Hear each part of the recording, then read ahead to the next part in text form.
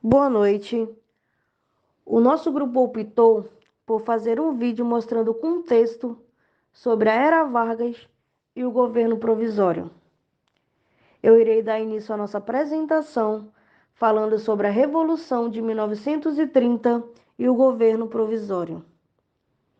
A década de 1920 foi um momento de crise para a política oligárquica, uma vez que surgiram diversos grupos políticos que criticavam contundentemente as oligarquias, como, por exemplo, o grupo tenentista, que demandavam a realização de eleições sem fraudes. Além disso, a estrutura política oligárquica caminhou para as ruínas durante as eleições de 1930, quando o presidente Washington Luiz nomeou o paulista Júlio Prestes e não o mineiro, conforme estabelecia a política do café com leite. Júlio Prestes concorreu contra Getúlio Vargas e foi eleito presidente. Contudo, parte da chapa de Getúlio Vargas não aceitou a derrota e partiu para a conspiração, a qual ganhou ainda mais força com o assassinato do vice de Getúlio Vargas, cometido por João Dantas, o qual estava relacionado a disputas políticas e questões pessoais. Esse fato foi utilizado como justificativa para a conspiração e, em 3 de outubro de 1930, um movimento militar foi organizado contra o Washington Luiz, o qual ficou conhecido como a Revolução de 1930. Este movimento contou com a descendência oligárquica de mineiros e gaúchos e com tenentistas. Além disso, Vargas também aderiu a esse movimento. Com isso, esse levante militar culminou em 24 de outubro de 1930 na destituição de Washington Luiz. Além disso, Júlio Prestes não foi empossado. Assim, uma junta militar provisória governou o país até 3 de novembro de 1930. Quando Getúlio Vargas foi nomeado presidente para um governo de transição, dando início ao período conhecido como a Era Vargas. 1930 a 1934. O governo provisório tinha o objetivo de reestruturar a vida política do Brasil.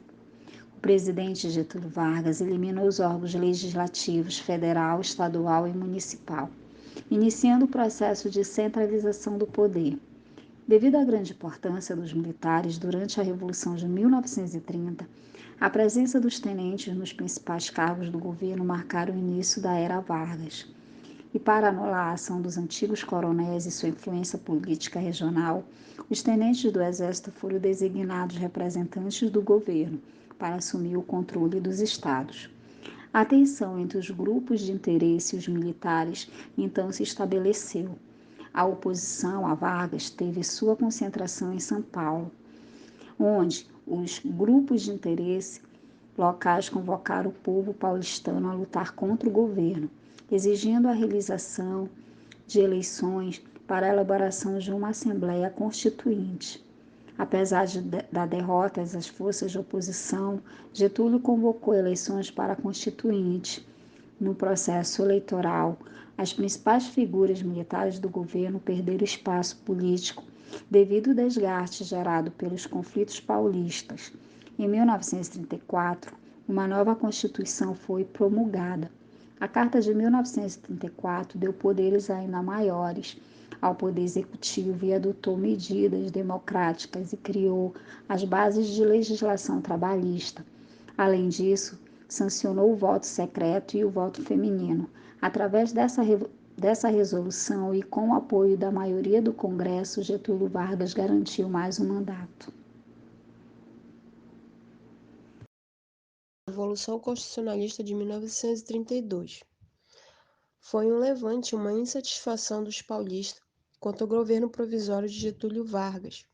Medidas que foram tomadas nesse governo provisório, fez com que os paulistas se revoltassem, se levantassem contra essas medidas, uma das quais os interventores que eram nomeados pelo governo, por esse governo Getúlio Vargas, era uma das insatisfações, porque no meio dos nomeados, o que os paulistas questionavam e pediam é que fosse pessoas paulistas, né, interventores paulistas e civil, também para ser colocado, né, para ser nomeado, aonde não havia.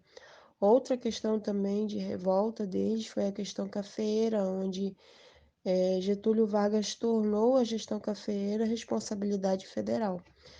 E tudo isso, né, toda essa insatisfação dos paulistas fez com que houvesse uma rebelião.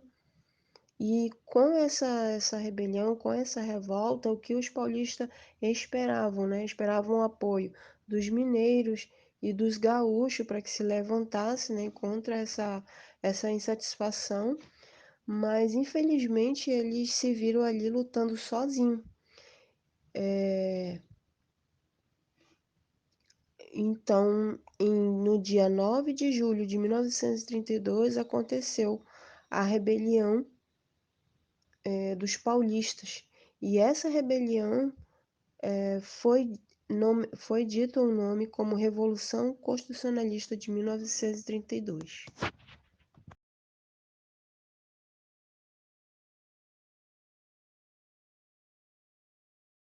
A Constituição de 1934 foi criada para tornar legítima a posse de Getúlio Vargas e também para amenizar a revolta e insatisfações que aconteciam no Brasil.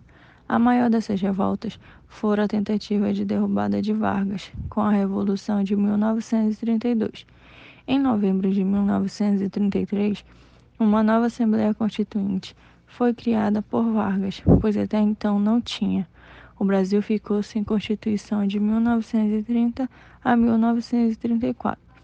2 anos após a vitória sobre a Revolução Constitucionalista, 1932, esse período sem Constituição ficou conhecida por o governo provisório, a primeira das 3 fases da Era Vargas. A Constituição de 1934 foi muito importante para o brasileiro, pois reconheceu muitos direitos que até então não eram considerados. Os cidadãos passou a ser mais importante perante a Constituição, lhe dando direitos à saúde, trabalho, educação e segurança. Isso tudo foi consequência de pressão popular pela insatisfação que a população tinha naquela época, após as frustrações da Revolução Constitucionalista, em 1932. A carta promulgada é feita legalmente e manteve o nome de Estados Unidos no Brasil. Proporcionou uma reforma eleitoral onde aprovou o voto feminino e também o voto secreto. E marcou um dos principais feitos de Vargas, as leis trabalhistas, através da criação das leis do trabalho, salário mínimo, jornada de trabalho de 8 horas por dia. Aprovou ela durante somente 3 anos e possuía 187 artigos, 26 transitórios, 3 emendas no ano de 1935 para a segurança do Estado.